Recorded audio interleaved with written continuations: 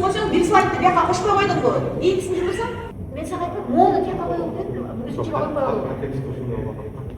Ынтымақ ордо ири олтуруп түз кеңешип, маселенин түйүнүн чеч төбө залында чоң жыйынга даярдык. Бул ирет ынтымак ордодогу техникалык кызматкерлерге чоң жоопкерчилик артылган. Райондук администрация жетекчилери, облус башчылары, жаңы дайындалган кадрлар бары өлкө басып өткөн 5 жыл менен алдыңкы келечекти талкуулоо алдында турушат.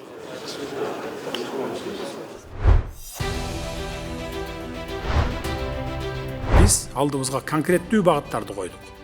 Калктын жан башына болгон ички дүң продукциясын 4500 акш долларына жеткирүүбүз, экономиканын жалпы көлөмүн 30 миллиард акш долларынан кем эмес камсыз кылуубуз зарыл. Чек ара маселесин жыйынтыктап жөнгө салууга жетиштик. 2021-2025 жылдары кумтөрдүн өндүрүшүнөн түшкөн жалпы киреше 5 миллиард 115 миллион долларды же 440 миллиард сомдон ашык каражатты түздү. Москвада жашап, иштеп жүрүп жыйган мүлктөрүңүздү сүрсүтпөй, батирден батирге көчкөндө төгүп чачып жоготпой, айлыңызга бат-бат жиберип туруңуз. Бул үчүн 12 жылдан бери Москвадан Кыргызстанга жүк ташуу менен алектенген Зайырбек Маматкаримов аттуу туруктуу ишкерди сунуштайбыз. Зайырбектин машиналары мыкты, кызматкерлери жооптуу, кампалары кенен, жүктү үйүңүздөн алат. Ар бир 7 облусубузга чейин барат. Ар бир аманаттын амандыгына кепилдик берет. Кызмат акысы буюмуңуздун көлөмүнө жараша 500 рубльдан башталат. Байланыш номерлары +7 926 788 70 70 +7 929 624 63 64. Бул 5 жыл Кыргызстан үчүн кадимки мезгил болгон жок. Кризис, кооптуу чечимдер, курч талкуулар, ошол эле учурда жаңы багыт, жаңы жоопкерчилик жана тарыхый тандоолор. Мамлекет башчысы катышкан ынтымак ордодогу кеңешмеде цифралар жана фактылар аркылуу акыркы 5 жылда кабыл алынган негизги чечимдер талданып, алар кандай шартта кабыл алынды, кандай жыйынтык берди жана эң башкысы бул чечимдер Кыргызстанды кайсы багытка жетелери талкууланды. Негизги тармак албетте өлкөнүн экономикасы. Акыркы 4 жылда реалдуу экономикалык өсүштүн орточо жылдык темпи 10,2% түздү. Эл аралык валюта фондунун маалыматына ылайык 2024 жылы Кыргызстан ички дүң продукциянын реалдуу өсүшү боюнча дүйнөдө алдыңкы 3 өлкөнүн катарына кирди. Ооба, 2020 жылы Кыргызстандын ички дүң продуктусу 8,3 миллиард долларды түзгөн. 2025 жылдын жыйынтыгы менен бул көрсөткүч 22,6 миллиард доллардан ашты. 5 жыл ичинде экономика дээрлик 3 эсеге өстү, бюджеттин кирешеси да 3 эсеге жакын көбөйдү. Орточо айлык акы 15 000 сомдон 40 000 сомго чейин жогорулады. Мамлекет калктын жашоо деңгээлин жогорулатуу боюнча ар тараптуу иштерди активдүү жүргүздү. Өткөн жылы орточо айлыктарды алсак, 21-жылдары 19 000 сомдун тегереги болсо, 25-жылды орточо номиналдык эмгек акы 44,5 000 сомго жетти. Өткөн эле жылы бул орточо айлык бул 19%га өстү. Экономикалык өсүш кагаз жүзүндө эмес, элдин турмушунда да сезилиши керек. Мамлекет дал ушул максат менен иш алып барууда. Бирок Кыргызстан 5 жыл ичинде акыркы 4 жыл аралыгында катары менен орточо 9% өсүшкө келди. 2025 жылдын жыйынтыгы боюнча ички дүң продукциянын көлөмү 1 триллион 976,4 миллиард сомду түздү. ИДПнын реалдуу өсүү темпи 11,1% түздү. Урматтуу Садыр Нуркожоевич, 2025 жылдын жыйынтыгы дагы такталат. Ички дүң продукциянын көлөмү 2 триллион сомдон ашат жана өсүү темпи 11%дан жогору болот деп күтүлүүдө. Негизги жетишкендик 2021 жылы мамлекетибиздин бекем позициясынын негизинде кумтөр толугу менен Кыргызстандын менчигине өттү.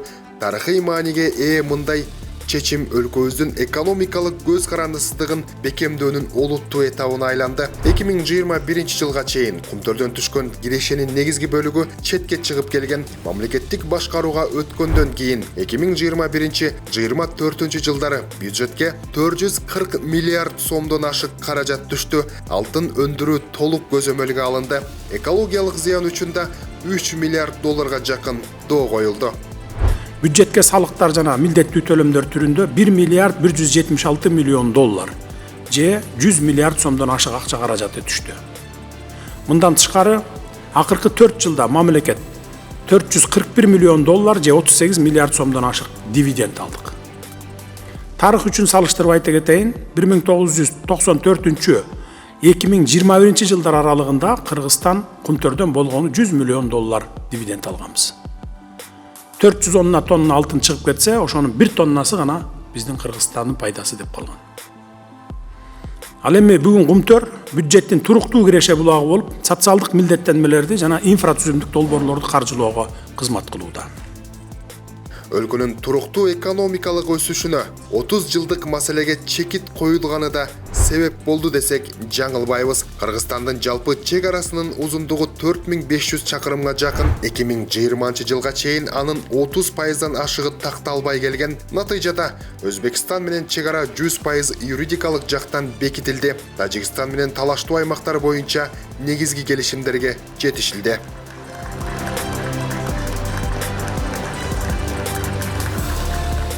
Көз карандысыздык, өлкөнүн бүтүндүгү жана элдин тынычтыгы декларациялык эле мүнөздө болбошу керек, ал юридикалык жактан бекемделип, иш жүзүндө дагы аткарылышы кажет. Так аныкталган чек арасы жок мамлекет өзүн эч качан коопсуз сезе албайт.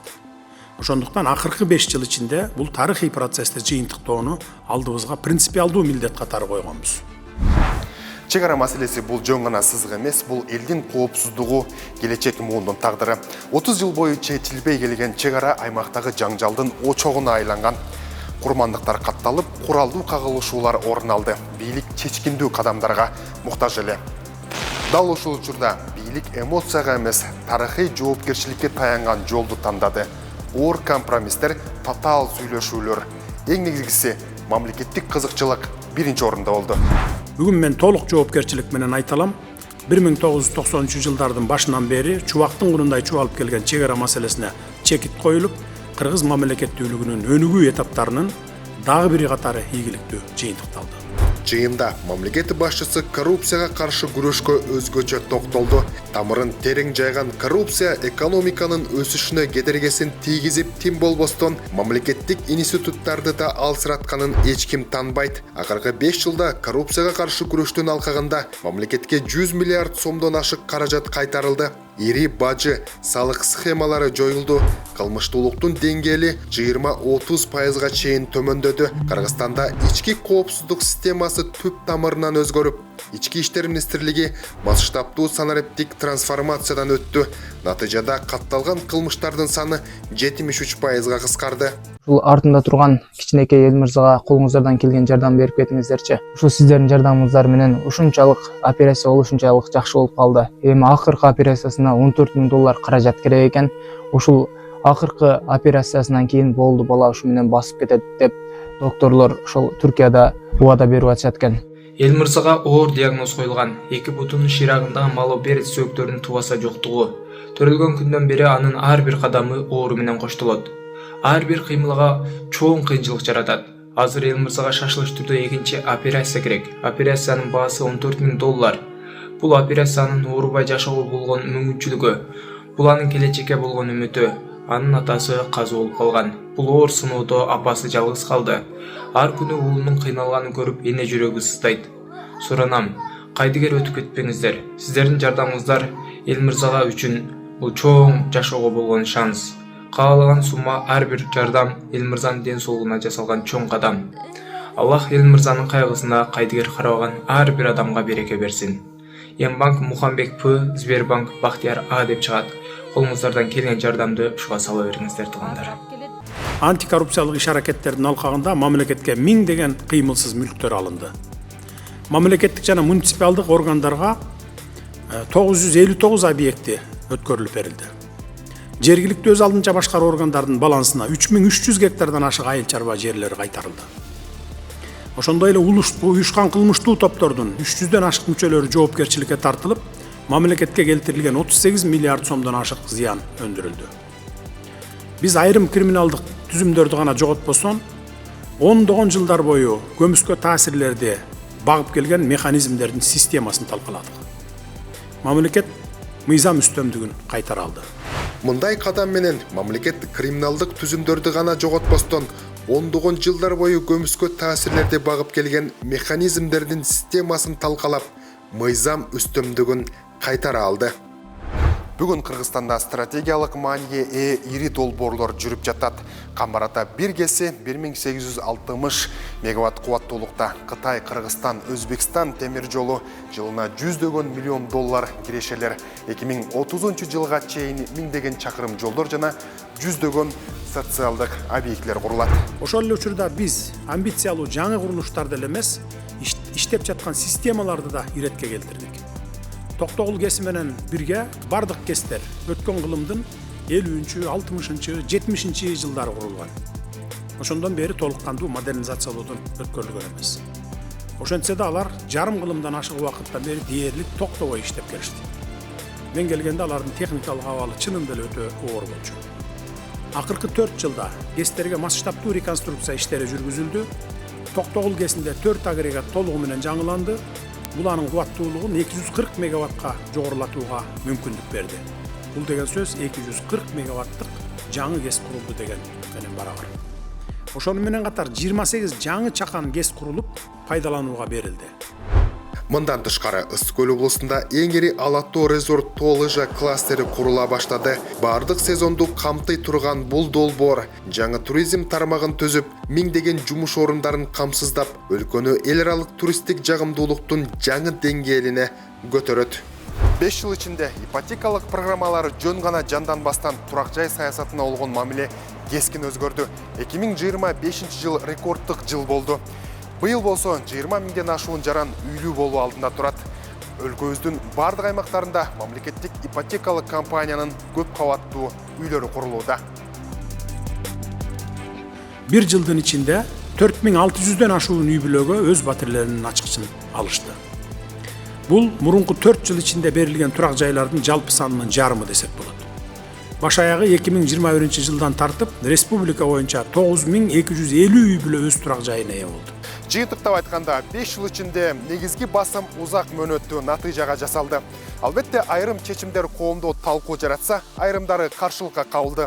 Бирок бүгүнкү фактылар менен цифралар ошол кадамдардын системалуу болгонун айгинелеп турат. Эң негизгиси багыт аныкталды. Кыргызстан бүгүн туруктуу өнүгүү процессинде.